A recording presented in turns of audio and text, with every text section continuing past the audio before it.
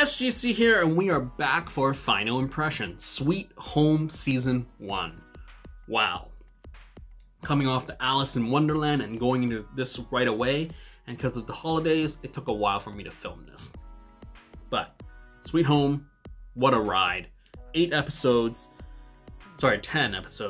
of some Korean monster.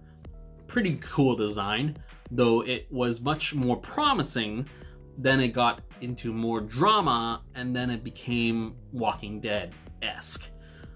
And I do wish there was just more monsters, but I'm pretty sure it's more of a limitation of the budget, of the CG. But I do really enjoy the whole narrative of just using a building. You're locked in here, and I love how there's also random extras that show up from time to time, and you're like, right, this is an apartment building, there are a ton of people living there. And they're not really characters, they're just there. And I just sort of wish there was more red shirts so more monster mayhem happened. But I do appreciate the time they give for each sort of mini arc with all these characters. We have some pretty interesting change of character motivations. And then we start branching out near the latter half of the season of just like what's happening to the rest of the city, the world. I don't even know what happened to the world. Like, is there a world aspect to this? Because it reminds me of like Train to Busan, where it seems like Peninsula sort of established that nothing else happened outside of Busan and Korea. But with Sweet Home, is it a worldwide event or is it a localized event? Now, going back to the monsters, I really enjoyed that aspect of things, and I do hope maybe this will, push for more monster in general. Now I know with Netflix, they bought like 2 warehouses for production in Korea. So will we get more monsters? Was it a stem from Kingdom coming in with like crazy ass zombies, and now we're like doing monsters? Like, will there be a season 2? Who knows? With the webtoon or web series, webtoon, I think there should be a season 2, but you don't know. Yeah, I don't know when these things are announced. Studio Dragon is a video studio, but. Anyways, monsters. So yeah, I do enjoyed how there were different aspects of the different types of monsters. It wasn't like a zombie rush again with all the stuff that we've been having. But monsters of actual different sizes, different techniques, and different ways of killing. And it did seem that they were going backwards in the sense they had the really crazy head chopped off guy, and then you got the big guy, and then the eye thing, and then they sort of like cheapen out with the budget, and then you got the security guard with the lawnmower. So it just kept scaling back down, and then you have that huge fight with the fire truck. But the drama, I do enjoy the drama where there's so much infighting. I really enjoyed the old guy. The thing about this series for me is that they kept the essence of the typical Korean characters. You got the old dude who's just grumpy and yelling and super abusive, which I swear to God, I hope that doesn't reflect like modern day Korea. And just like him being super angry about how even though it's a apocalyptic event, people are like, surviving off the convenience store wares, and he's like, you have to pay for that, or he locks them out and everything. And then you have a whole the thug guy who his entire arc was very interesting in the sense that he's been hunting this guy that lives in the apartment. And then you have just manifestation of monsters in people, and then we slowly learn more and more about them, and it's like, okay, so what's gonna happen next? And then you got the whole Walking Dead-esque people show up, and you're like, whatever, who cares? And then you have some deaths.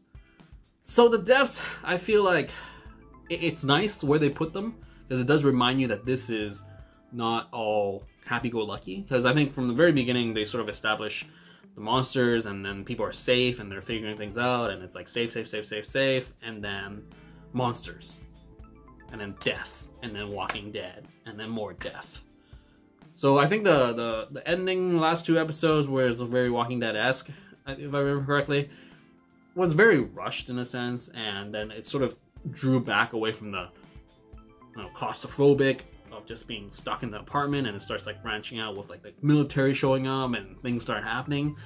And that's sort of where I felt like it became weaker and weaker. And as like the finale happened, you're just like, okay, now we have our firefighter woman who's actually a ex-marine-ish soldier type. Now she's gonna go and head off with the rest of the military, and you got your main character, and then you got the ragtag.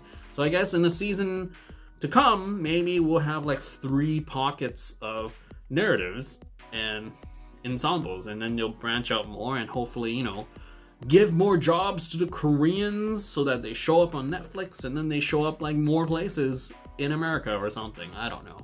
Just you know, more rep is always great. So there's that. I do appreciate though, with having watched Alice and now Sweet Home, is that they didn't use the whole shut-in aspect of our main lead, where he did not become super powerful because he's a shut-in. Because like in Alice, he was much smarter because he played games a lot.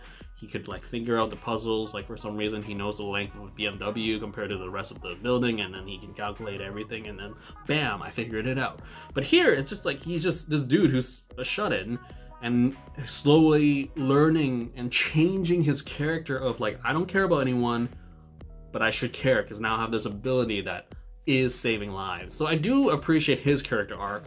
So I think narratively with the characters, it was a, you know, gradual change of like discovering what makes them tick and motivates them. Like the brother, half sister brother duo was a very interesting thing. I don't know what happened to him. It was kind of weird.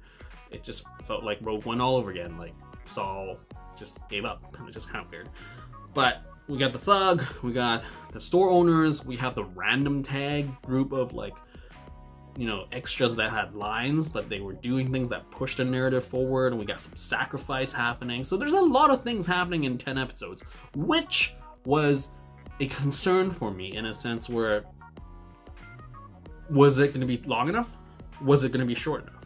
And I would say maybe this could have been a little bit tighter with like 8 episodes, and maybe cut out like the outside stuff and just really focus on the narrative arcs that these people have to go through. Yeah, like I'm just thinking right now, you have the 2 kids, you have the wheelchair guy, you have the mom who lost her kid outside. So tons of great characters of just what happens, and it unfolds neatly and in a way where you are frustrated and your feelings are great because their acting is making what they want you to. Because like the old guy frustrated me to no hell, but he's a great actor because he did his job. So anyways, that's it. This is the final impression. When is Sweet Home coming next? Who knows? I mean, yeah, I don't see anything about season 2, but I don't know. With Netflix throwing more money for Korean productions where they're original from Netflix themselves, you know, it won't be surprising if season 2 drops this year, end of this year, next year maybe. Who knows? I didn't really look up the news for this show anyways. But anyways, that's it. Keep liking, keep watching, subscribe, and share, because sharing is caring. And that's it for this final impression for season 1 of Sweet Home. Stay safe and take care.